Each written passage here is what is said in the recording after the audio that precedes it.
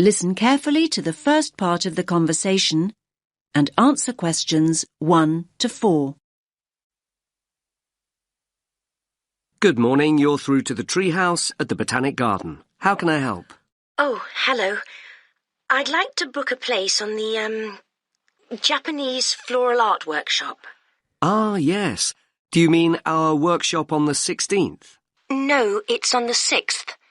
Saturday the 6th. Ah, yes. Got it up here on screen now. Japanese Floral Art Workshop.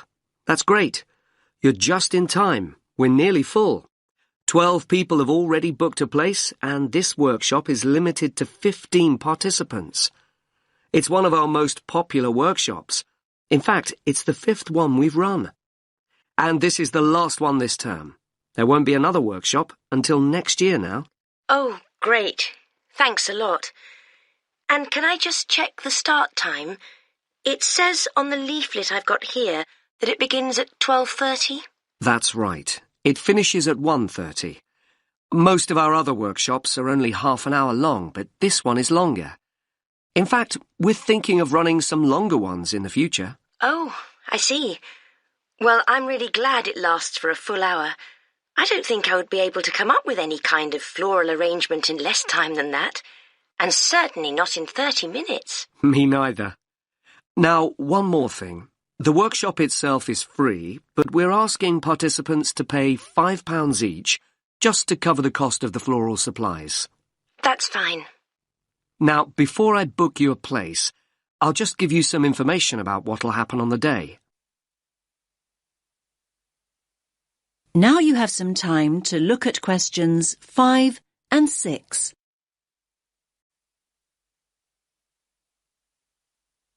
Now listen to the next part of the conversation and answer questions 5 and 6. Basically, it's a real hands-on workshop, so you'll be making your own floral arrangement that you can take home afterwards. That's great. I'm really looking forward to that. Now, a couple of important things. Please remember to bring scissors or cutters to the workshop. Unfortunately, we only have a limited number of pairs to lend people who forget them on the day. Last year, some participants ended up using penknives, which are not at all suitable for floral arranging. Right. I'll make a note of that. And you'll also need to bring your own container. Do you mean a bag, that sort of thing? No, you need a shallow container. Basically, it has to be shallow with a wide base, so that you can use it to work on your arrangement. It can be pottery, wood, plastic, whatever you like. Oh, of course. I see. I'm sure I can find something suitable. And when you arrive for the workshop, ask for Elizabeth Macmillan. She's leading the event. She's a really experienced workshop leader. She's been running the event for us for many years, so you'll certainly be in good hands. That's good to know. Now you have some time to look at questions 7 to 10.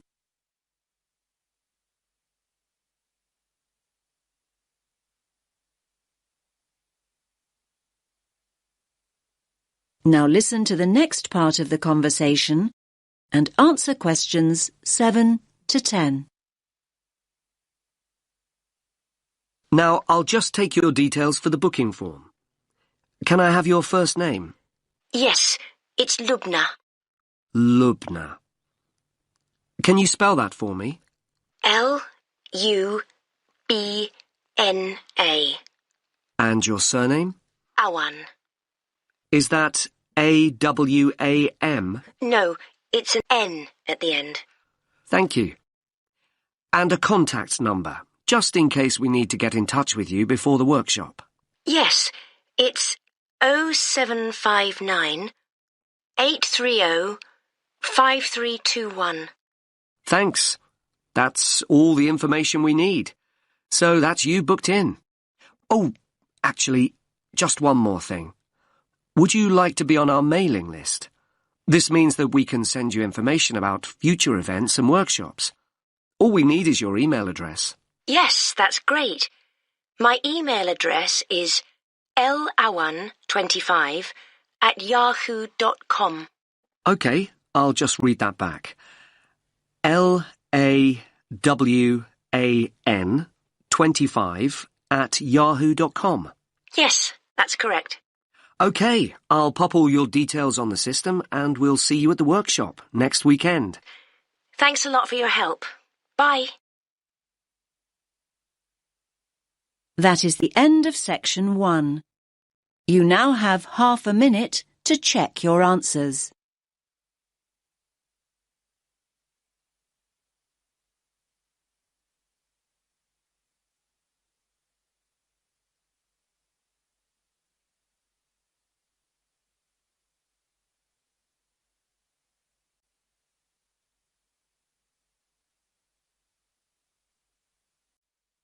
Now turn to section 2.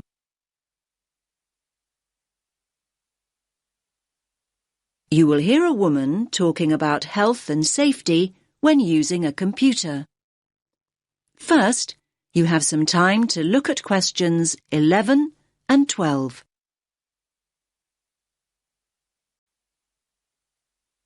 Listen carefully to the first part of the talk and answer questions 11 and 12.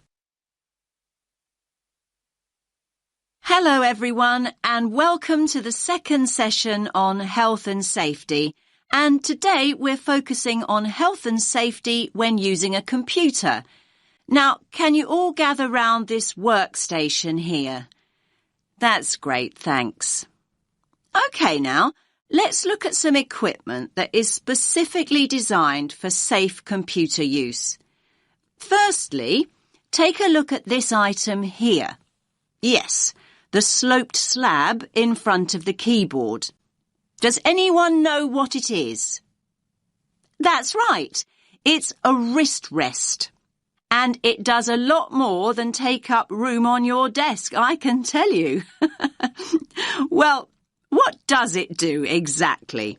In actual fact, it's specifically designed to support your wrist when you're typing or when you're using a computer mouse. Now, the one I'm holding in my hand is made of foam rubber.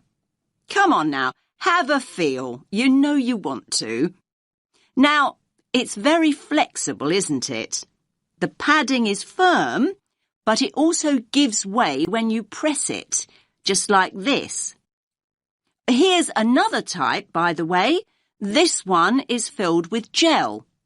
Now, like the foam rubber type, it's got a firm surface, but when you press it like this, it gives way with a little spring. However, not all wrist rests are flexible like that. Some are made from hard plastic. That doesn't sound like a comfortable support for your wrist, does it? So, not to be recommended. Now you have some time to look at questions 13 to 17.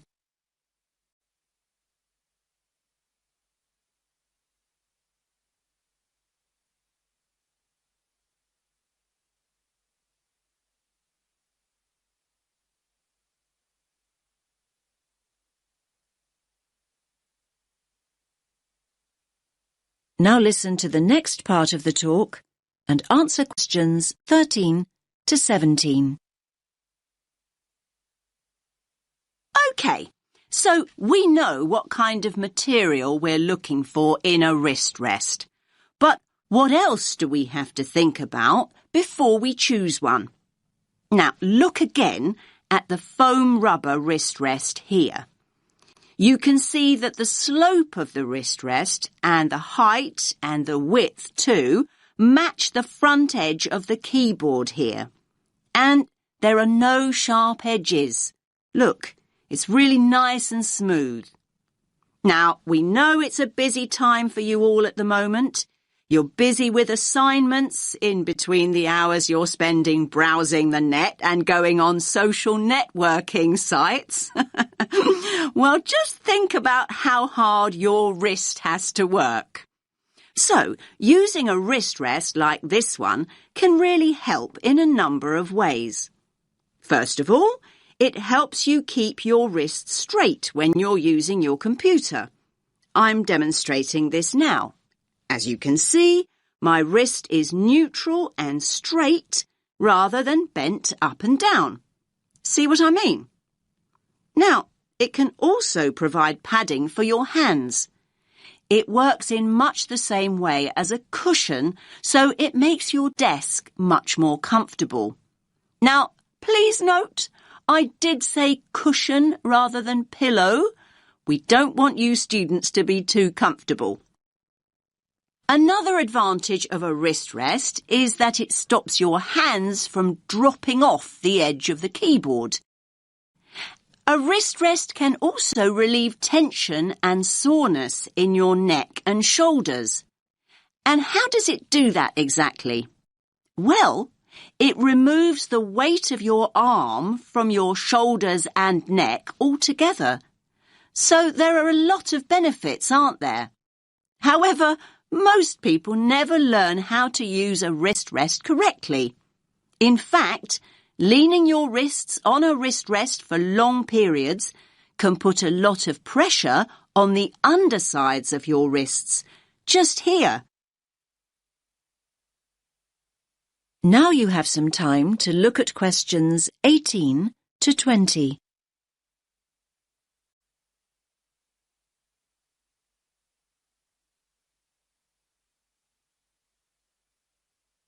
Now listen to the rest of the talk and answer questions 18 to 20. So, to make the most of your wrist rest, it's really important to follow a few basic tips. First of all, make sure you place your wrist rest approximately 1.5 inches away from your keyboard, like this. And never ever place your wrists directly on your wrist rest. Instead, place the palm or ball of your hand on the rest. And another thing, don't use the wrist rest all the time, particularly when you're typing. Instead, your hands should be on the wrist rests during break periods, so between your typing sessions. This will avoid you putting strain on your wrists and fingers. Now, does anyone have any questions before we move on to computer glasses? That is the end of section 2. You now have half a minute to check your answers.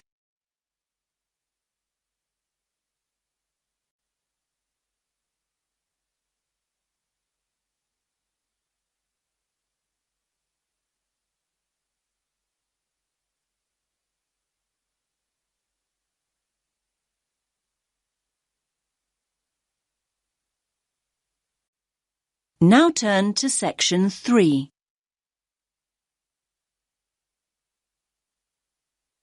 You will hear a conversation about waste between a tutor and a student. First, you have some time to look at questions 21 to 23.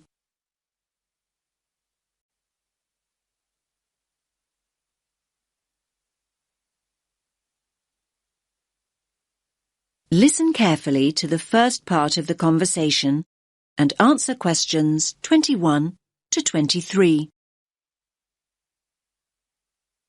Well, we've been looking at the issue of waste this term, and as you know, it's a huge area to research. Now, Hannah, just to recap on our last session, we identified a range of sources of waste. Can we just run through these very briefly before we make a start? Yes. I've got a note of them here. We've got waste from industry, commerce, quarrying and construction. And then, of course, there's household bins and litter. Great. Now, you were going to focus on industrial waste, weren't you? How's the research going? Well, actually, I decided to go with household waste in the end and focus on food. I've been looking at exactly what we throw out and how much. Now, maybe this won't come as much of a surprise to you, but I was really amazed at just how much food we throw away in the UK. We throw away over 7 million tonnes of food every single year. 7.2 million to be exact. That's quite right. In the latest survey, it's been estimated that we're wasting 1/3 of the food we buy. Exactly. That's like 1 in every 3 bags of food shopping going straight into the bin. I think the worst thing about it is that more than half of this is food we could actually have eaten. So to give you some examples, things like unopened pots of yoghurt, whole chickens. Yes, people actually throw out whole chickens. Now you have some time to look at questions 24 to 30.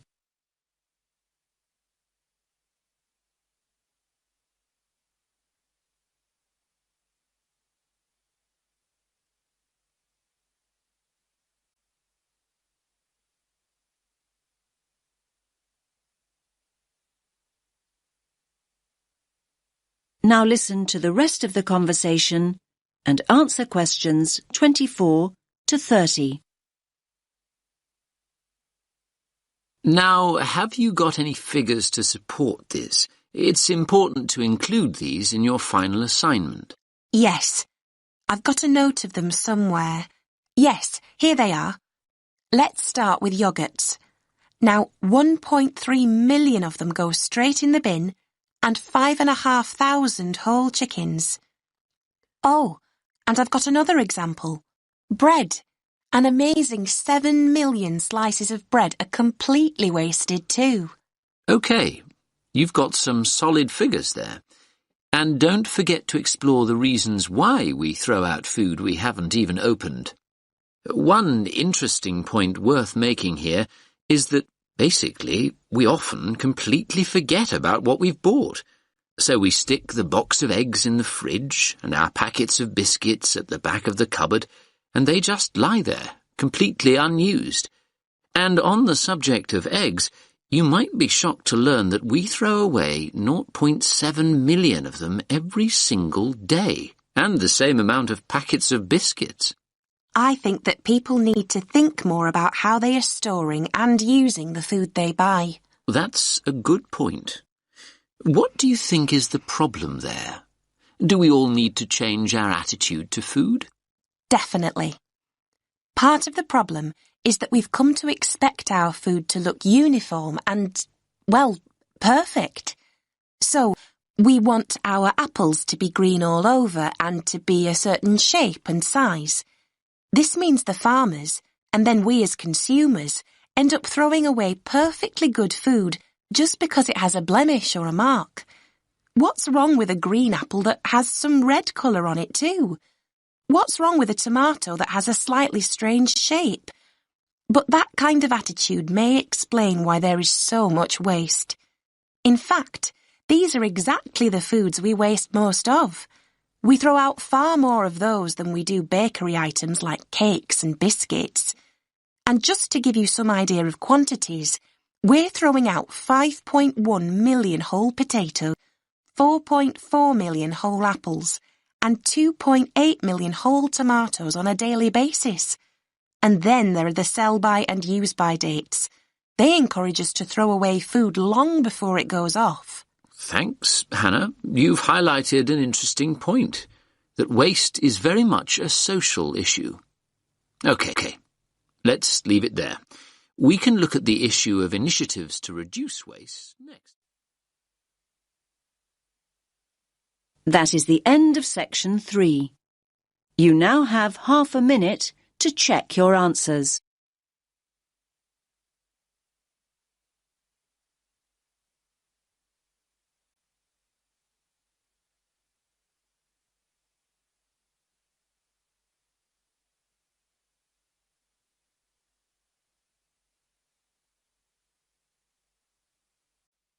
Now turn to section 4.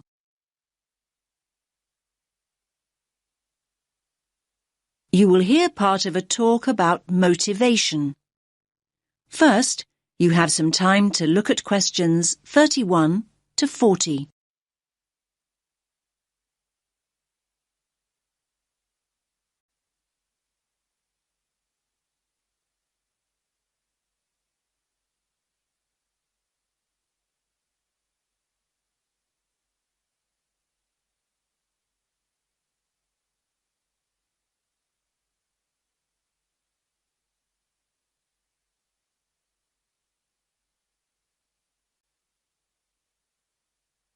Listen carefully to the talk and answer questions 31 to 40. OK, everyone. Let's make a start with the second module of our business management course. And we're thinking about motivation. Yes, motivation. The drive to achieve and to get things done. Now, what motivates you to get up in the morning? A strong desire to get that assignment finished? Or maybe you want to get more training in before the week's inter-university football match. Let's focus on motivation in the workplace. Why is it so important for workers to be motivated? Think about it. If you feel motivated, you're far more likely to feel loyal to your employer and take a real pride in getting the job done. So how can a company motivate its workers to work well? Well, let's have a look at this. It's called the motivational pyramid, and it was developed by a man called Abraham Maslow. He called it the hierarchy of needs. He argued that people are motivated by 5 essential needs, and he formed this pyramid here to illustrate each of them. And you can see the 5 tiers or levels on the pyramid. Maslow said that workers are motivated at these 5 levels of need, so let's look at each of them in turn. OK now, so let's start at the bottom of the pyramid, just here. Now these are the basic physical needs. These are the needs that motivate us to survive and have food and shelter. So we're motivated to work in return for money so that we can actually eat and keep warm. But even at this basic level, we're not just motivated by money alone. We're also motivated to work if we've got good facilities in the workplace. What kind of facilities are we talking? Well, these facilities could be a staff restaurant to have our lunch in, or a locker to put our personal belongings in. Now, after we've got these things, we're then motivated to move up to the second level of need on the pyramid. And here, on the second tier, we can see security needs. We're motivated to work hard when we feel safe and secure. Well, we're much more likely to work well if we've got a formal job contract. It makes us feel safe, doesn't it? And what about a pension when we're old and no longer able to work? And we're also much more likely to feel safe and secure if we know there is a sick pay scheme we can fall back on if we're ill and have to take time away from work. OK, so here we are at the third tier. Yes, just here. Social needs. Now, social needs refer to the need people have to belong or to be part of a group. Teamwork's a very important motivator. What does this mean in practice? Well, it might mean encouraging workers to get together to discuss various issues within the organisation. For example, pay increases.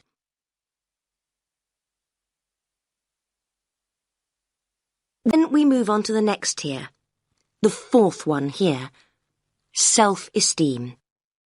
This means the kind of motivation that encourages us to experience a real sense of achievement. So how can a company make this happen? Well, they can use a system of rewards. Giving rewards to individual workers as a way of saying thank you and celebrating their achievements. What kind of rewards are we talking about? Well, examples of these include free gym membership or gifts such as contract-free phones.